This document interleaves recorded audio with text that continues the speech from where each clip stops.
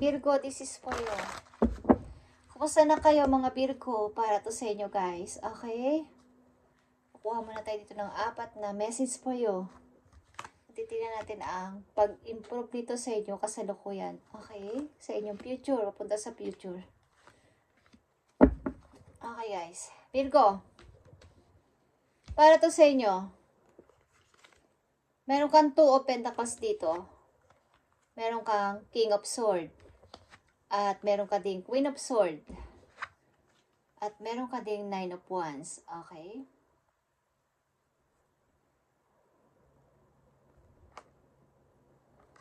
To career, Virgo. Ito na yon. Ito na yon.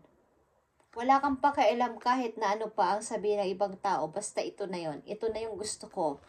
Final na to. Final ko na tong desisyon.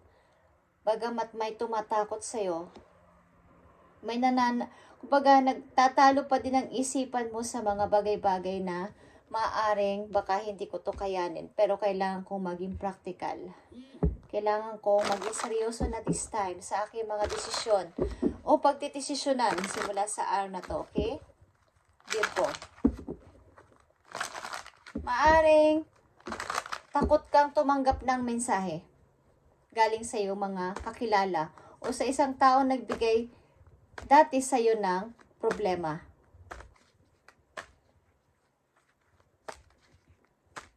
Mayroon ka din ditong kakoneksyon na ayaw mo nang makausap pa ang person na to dahil mayroon kang focus ngayon sa iyong career. Okay, Virgo?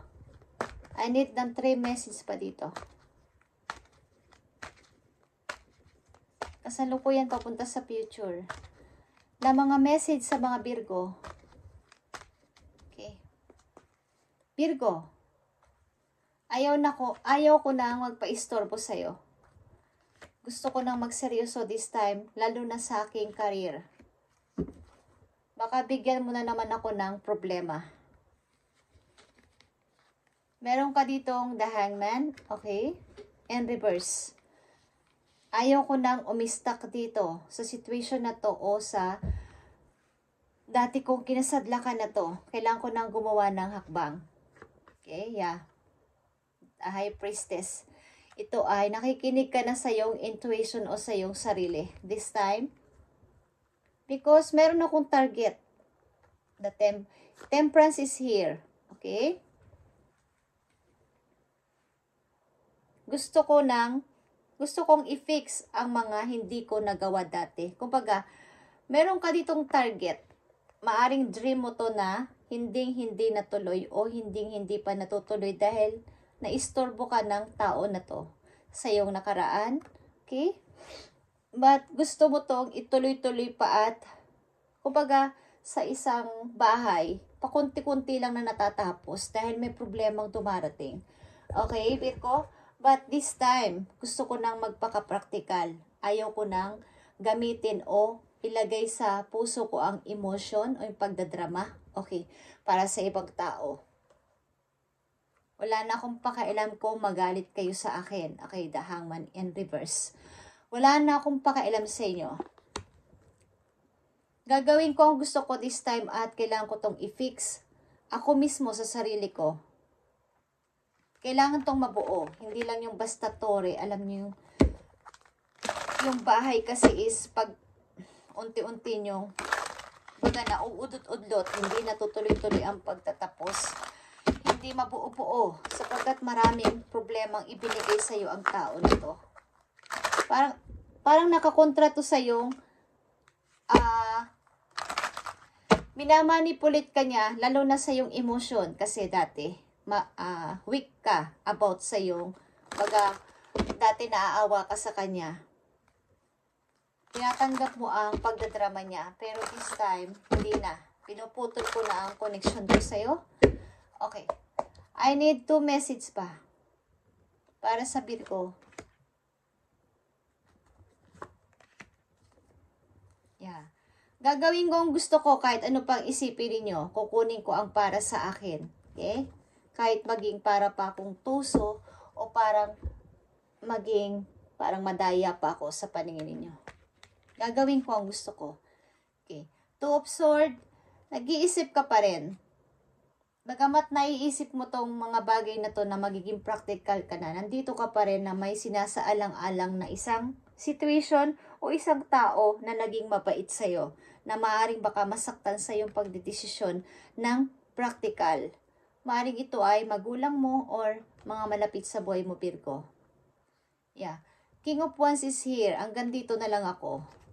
Mahal man kita o mahal pa rin kita, but hanggang dito na lang muna ako sapagkat iisipin ko muna ang aking career this time.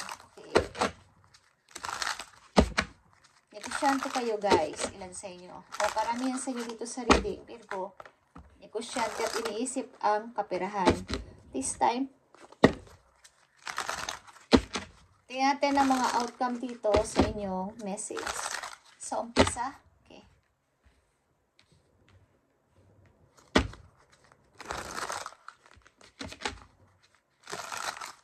Iniisip mo pa rin siya at nasa back pa rin siya ng iyong mind.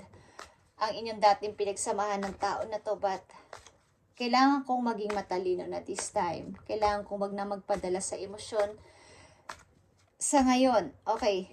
Natatalo kasi ako ng emosyon ko at hindi natutupad ang aking mga pangarap o yung goal ko talaga. Okay, Virgo. Tingnan pa natin ang mga message po yo sa outcome mo o paparating about dito sa inyong situation. Para sa mga Virgo ito, guys. Okay, general reading ito. I read ng 4 na message.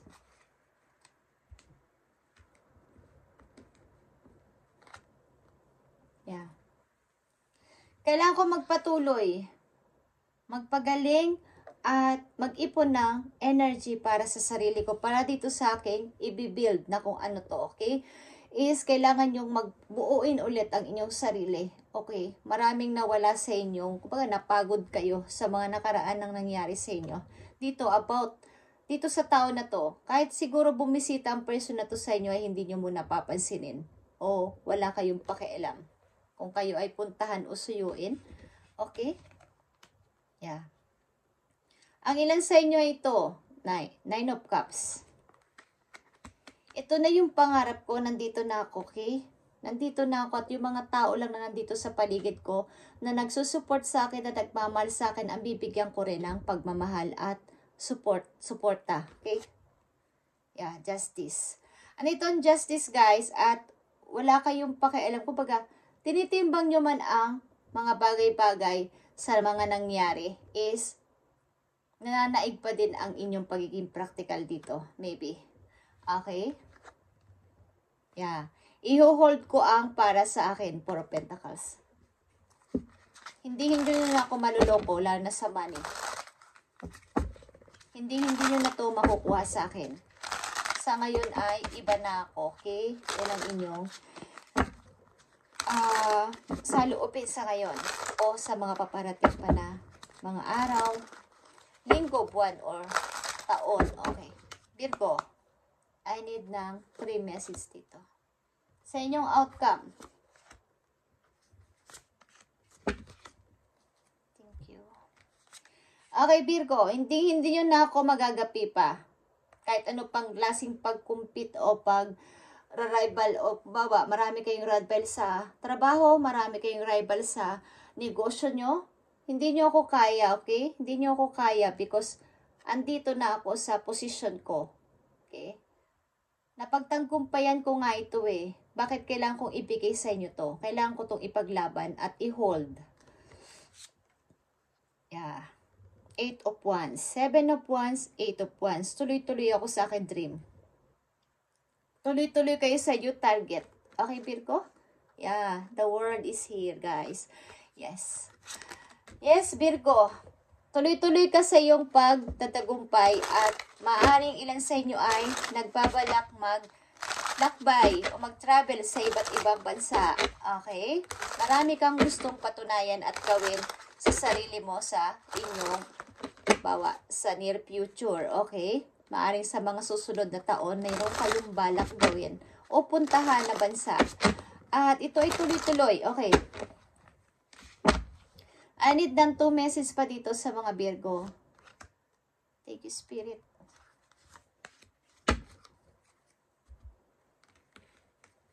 Nandito na naman ang King of Sword. Ito na yon, okay? Itinusok nyo na yung sword sa lupa. At ito na ang aking, may bago ka na ring crown. Okay? Ito na yung bagong ako, okay? Ito na yung bagong ako. Yeah, Four of Wands is here. Meron kayong pupuntahan, meron kayong bibisitahin, merong events na mangyayari sa inyong buhay. Okay? May mga okasyon kayong pupuntahan or meron kayong i-build at kailangan ninyong puntahan para sa proposal, something, may kakausapin kayo, Virgo.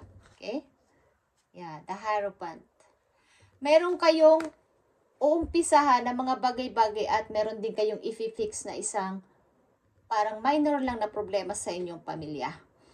At maaaring ikaw dito ang mangunguna, okay? Sa usapin na to, Virgo.